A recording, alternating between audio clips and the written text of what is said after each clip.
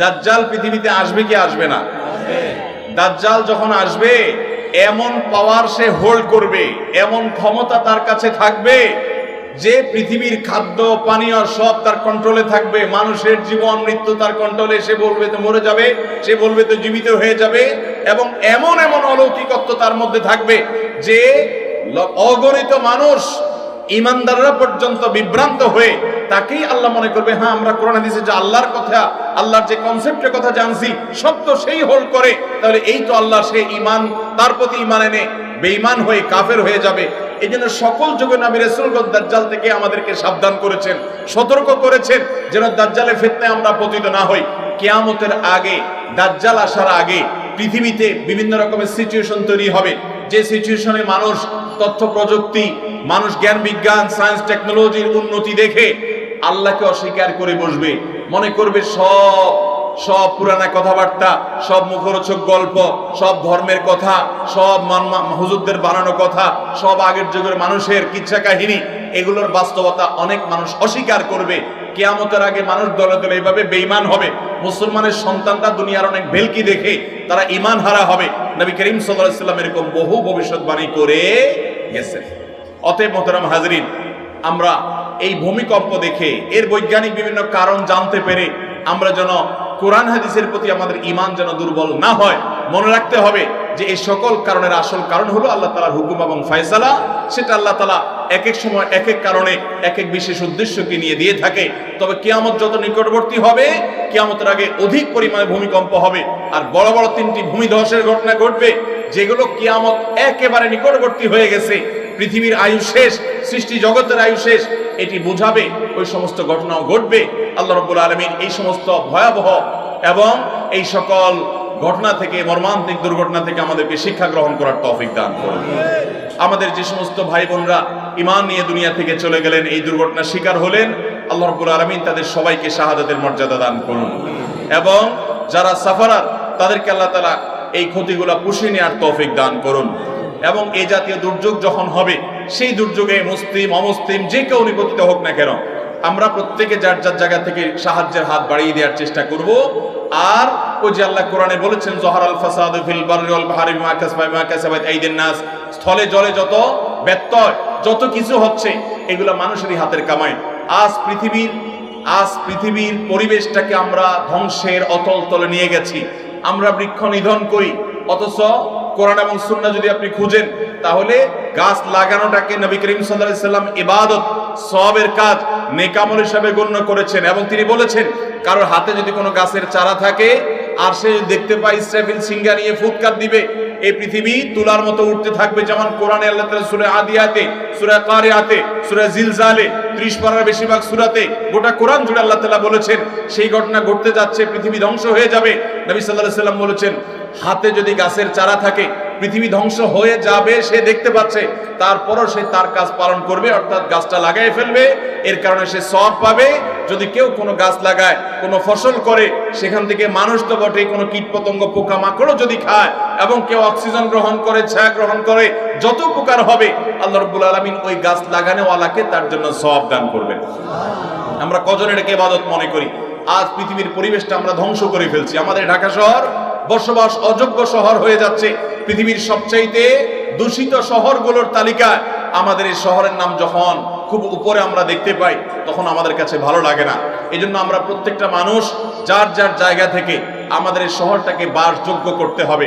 যদি বাসযোগ্য না করি, তাহলে নানা প্রাকৃতিক দুর্যোগ আসবে, নানা বিপদ আসবে, নানা ব্যত্যয় ঘটবে, নানা অসুবিধা তৈরি হবে, যেগুলোর জন্য আমাদের হাতের কামাই আমরা ভোগ করব, এবং আল্লাহ রাব্বুল আলামিনকে দোষারোপ করার কোনো অবস্থাতেই কোনো সুযোগ নাই।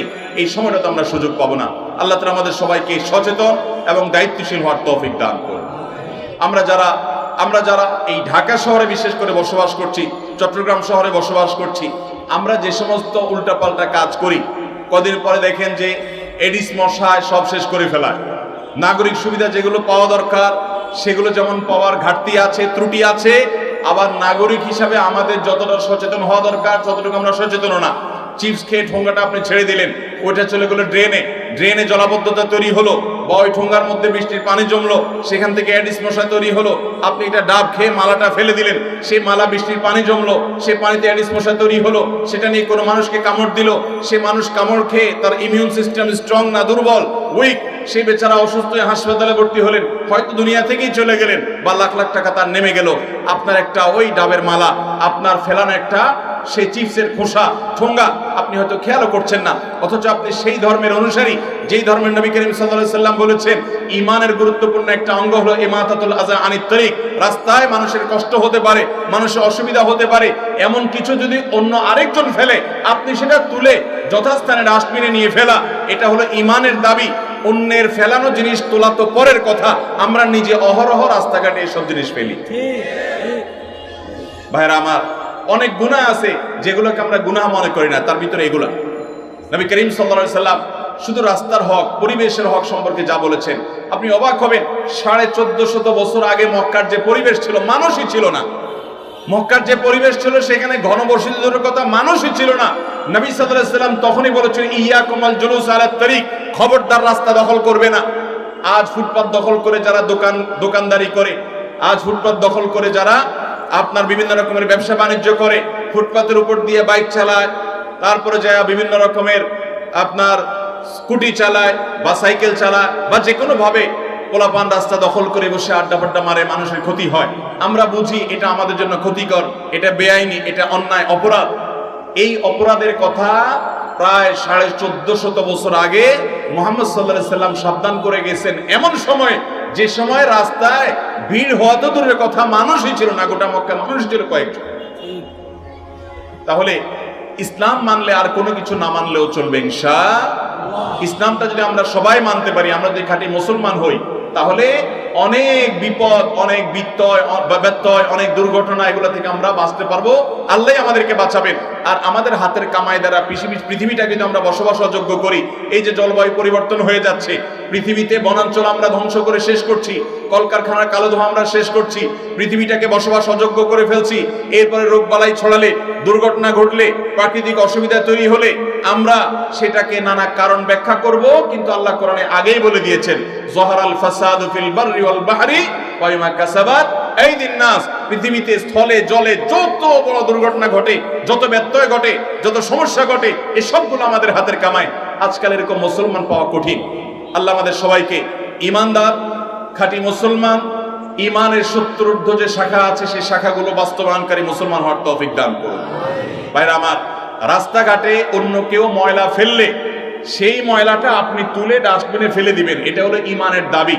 নবী সাল্লাল্লাহু আলাইহি সাল্লামের হাদিস ইমাতাতুল আযা আনিত তরিক, আরেকজনেরটা আপনি ফেলে দিয়ে এটা ঈমানের দাবি।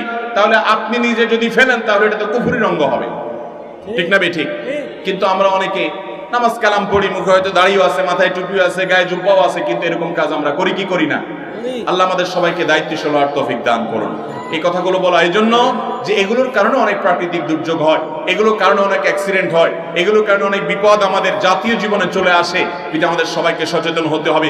ভূমিকম্পের পেছনেও আমাদের হাতের কামাই আছে, আমাদের ত্রুটি আছে, আমাদের বিচ্ছুতি আছে, গোটা বিশ্ববাসীর বিচ্ছুতি আছে। আল্লাহ রাব্বুল আলামিন আমাদের সবাইকে যার যার বিচ্ছুতিগুলো বুঝে সেগুলোকে কারেকশন করে একজন খাঁটি মুসলমান হওয়ার তৌফিক দান করুন। মুসলমান তো সে হবে মান সালিমাল মুসলিমুনা মিন লিসানিহি ওয়া ইয়াদি, যার হাত আর মুখ দ্বারা সবাই নিরাপদ থাকবে, কাউকে সে কষ্ট দিবে না, কারোর কষ্টের কারণ সে হবে। মুহতারাম হাজরিন, আমাদের এই সমাজে অনেক মানুষ আছে আমরা যারা মানুষকে কষ্ট দেই। এই যে মাহফিল, আমি এসে ভাইকে জিজ্ঞাসা করছি, ভাই মাইক কি খুব বেশি দূরে লাগাইছেন? কারণ ঢাকা শহরে মাহফিলে দূর দূরান্তে মাইক লাগাইলে মানুষের জীবনটা অতিষ্ঠ হয়ে যায়। এত ঘন বসতি, কোন একটা বিল্ডিং কিন্তু যদি মাইক লাগানো হয় তাদের জীবনটা জীবন্ত জাহান্নাম হয়ে যায়। তো ইসলাম তো আমাকে বলেন একজন মানুষকে ওয়াজ শোনার নাম দিয়ে বিরক্ত করতে। ভাই বললেন আলহামদুলিল্লাহ যে মাইক লিমিটেড জায়গা রাখা আছে এবং বড় রাস্তায় রাখা আছে, মানুষের বিরক্তির কারণ নাই এবং সেগুলাও নিয়ন্ত্রিত আছে, উনি জানালেন, আশ্বস্ত করলেন। মাইক তো ওয়াজ মাহফিলে মাইক তো বটে, এটা তো একটা ভালো কথা, সেটার জন্য মানুষকে কষ্ট দেওয়া জায়েজ নাই। মসজিদে নববীতে এক সাহাবী জোরে তেলাওয়াত করছিলেন, নবী করিম সাল্লাল্লাহু আলাইহি ওয়াসাল্লাম ডেকে নিয়ে বলছেন যে তুমি তাকে তেলাওয়াত শোনাতে চাচ্ছ, তিনি কোনো বধির নন, তিনি আলিমুম বিজাতিস সুদূর, সবকিছু জানেন। এত চিৎকার না করলে বা এত জোরে না করলেও চলবে, কারণ আশেপাশে মানুষ ইবাদতে বিঘ্ন হচ্ছে। আমরা সেই ধর্মের অনুসারী। অতএব আমাদের অনেক মুসলমান যুবক ভাইরা আছে, তারা ডিজে পার্টির নামে, তারা ব্যান্ড পার্টির নামে, বিয়ের অনুষ্ঠানের নামে, গায়ে হলুদের নামে, গায়ে মরিচের নামে, নানান নামে বেনামে আমরা অনেক সময় দেখা যায় শব্দ সন্ত্রাস করি, শব্দ দূষণ করি। রাজনৈতিক অনুষ্ঠান, সামাজিক অনুষ্ঠান, বিয়ে শাদী, এটা সেটার নামে ঢাকা শহরটা বসবাস অযোগ্য আমরা করে তুলছি। আর যা হোক, এটা কোনো মুসলমানের আচরণ হতে পারে? আসুন আমরা মুসলমান হওয়ার চেষ্টা করি। মুসলমান হতে হলে আমাদেরকে মানুষ হতে হবে। তাহলে অনেক ব্যত্যয়, অনেক দুর্ঘটনা, অনেক প্রাকৃতিক দুর্যোগ, অনেক সমস্যা, অনেক সংকট, অনেক মুসিবত এমনিতেই আপনি দূর হয়ে যাবে ইনশাআল্লাহ। আল্লাহ আমাদের সবাইকে সেই জায়গায় যাওয়ার তৌফিক দান করুন। তাহলে আজকের মাহফিল থেকে আমরা ওয়াদা করি যে আমরা কারোর কোনো কষ্টের কারণ হব, আমার কারণে পরিবেশ দূষিত হবে, নষ্ট হবে, সেটা হতে আমি দেব। আপনি সামান্য কয়েক টাকা ময়লার বিল, সামান্য কিছু টাকা ময়লার বিল, এটা বাঁচানোর জন্য ময়লা আলারে টাকা দেন না। ময়লার পলিথিনটা ধরে বাসা থেকে বের হয়ে মসজিদে যাচ্ছেন নামাজ পড়তে, আপনার হাতে ময়লা নিয়ে আস্তে করে দেখলেন যে কোন জায়গাটা খালি আছে, মালিক এখনো বিল্ডিং বানায় নাই, খালি পড়ে আছে, ওইদিকে ফেলাই দিয়ে আপনি বিসমিল্লাহ বলে ফেলাইছেন, হয়তো বিসমিল্লাহ বলে ফেলে আপনি মসজিদে চলে গেলেন। সওয়াব হবে না গুনাহ হবে? ঢাকা শহরে এরকম মুসলমান কি 2-4 জন না অনেক বেশি? আপনাদের মুগদা এলাকাতে জায়গা কতটা খালি আছে আমি জানি না। ঢাকা শহরে যেখানে একটা খালি জায়গা আছে, খালি জায়গা তো খুব একটা নাই, যদি 2-1টা থাকে, যে গরিব মানুষ এখনো বিল্ডিং বানাতে পারে নাই, অথবা বাজার জায়গা নিয়ে মামলা মোকদ্দমা আছে, ঝামেলা আছে, এখনো সারতে পারে নাই, তাহলে ওই বেচারার কপালে দুঃখ ছাড়া আর কিচ্ছু। কারণ যত ময়লা আবর্জনা বিল্ডিং এর আশপাশ থেকে আপনার জানালা দিয়া বিভিন্নভাবে আমরা সেগুলো ফেলি, অথচ আমরা নিজেদেরকে মুসলমান দাবি করি। এটা মুসলমানের আচরণ হতে পারে? অতএব ভাইরা আমার, আমি বাদামের খোসাটা পর্যন্ত খেয়ে যেখানে সেখানে ফেলবো না, আমি এগুলো রেখে দিব। আজ পৃথিবীর অনেক অমুসলিমদের কাছে এমন সব আচরণগত সৌন্দর্য আছে যেগুলো কোরআন নির্দেশ করেছে, যেগুলো হাদিস নির্দেশ করেছে। আজ থেকে কয়েকশো বছর আগে গেলে দেখবেন ওরা এই সমস্ত সভ্যতার কথা চিন্তাও করে নাই, কল্পনাও করে নাই। আমাদের কোরআন এবং সুন্নাহর নির্দেশনাগুলো তাদের মধ্যে আমরা দেখি, তাদের মধ্যে ইসলাম নাই, মুসলমান নাই, কিন্তু ইসলামের অনেক কিছু আছে, এটা দেখে আমাদের লজ্জা হয়। আমরা মানুষকে শব্দ দিয়ে কষ্ট দেই। আপনি জাপানে গেলে দেখবেন, টোকিও শহরে গেলে আপনি অবাক হবেন, দেখবেন যে মানুষ যখন কথা বলে মুখে হাত দিয়ে দিয়ে কথা বলে, যাতে করে আরেক লোকের ডিস্টার্ব না হয় মোবাইলে কথা বলতে গেলে, এবং আস্তে আস্তে কথা বলে। আপনি যদি পশ্চিমা দেশে যান, অনেক জায়গায় দেখবেন মানুষ মানুষের অধিকার পর সচেতন হয়, অথচ আমরা নামে মুসলমান কিন্তু মানুষকে কষ্ট দেই। এই জন্য অনেক প্রাকৃতিক দুর্যোগ আমাদের হাতের কামাই হয়। অতএব রাস্তাঘাট নোংরা করা এবং যেখানে সেখানে জাতা ফেলা এবং এই জাতীয় আরো যত অন্যায় আছে, গুনাহ আছে, যে সমস্ত বিষয়কে আমরা গুনাহ মনে করি না, আল্লাহ তাআলা সেগুলো থেকে আমাদেরকে বেঁচে থাকার তৌফিক দান করুন। এবং আবারও আমরা সেই তুরস্ক এবং সিরিয়ার এই মর্মান্তিক এই দুর্ঘটনায়, এই ভূমিকম্পে যারা জীবন দিয়েছেন, যাদেরকে দুনিয়া থেকে চলে যেতে হয়েছে, আল্লাহ রাব্বুল আলামিন তাদের ভুল ত্রুটি মাফ করে ইমানদারদেরকে শাহাদাতের মর্যাদা দান করুন এবং শোক সন্তপ্ত পরিবারকে আল্লাহ রাব্বুল আলামিন সান্ত্বনা নসিব করুন। এবং আমরা ঢাকাবাসী এই ঘটনায় অন্তত আমাদের প্রত্যেকটা মানুষের আল্লাহর কাছে, প্রতিটা মানুষের আমাদের ইস্তেগফার, গণ ইস্তেগফার করা দরকার। আমাদের পানির লেয়ার কত নিচে চলে যাচ্ছে, হারিয়ে যাচ্ছে, সেটা আমরা জানি। আমাদের ভায়োলেন্স, আমাদের উল্টাপাল্টা কাজকর্মের পরিণতি কত ভয়াবহ হতে পারে আমরা অনেক অনুমান করি। পেপার পত্রিকা বিভিন্ন সময় বিভিন্ন রকমের রিপোর্ট যখন দেখি, আমাদের অনেকের অন্তরে রীতিমতো ভয়ের উদ্রেক হয় যে না জানি এরকম দুর্ঘটনার শিকার আমরা হই। এই জন্য আসুন ইস্তেগফার করি, আল্লাহ আপনি এই ধরনের বিপদ আমাদের উপরে দিয়েন না।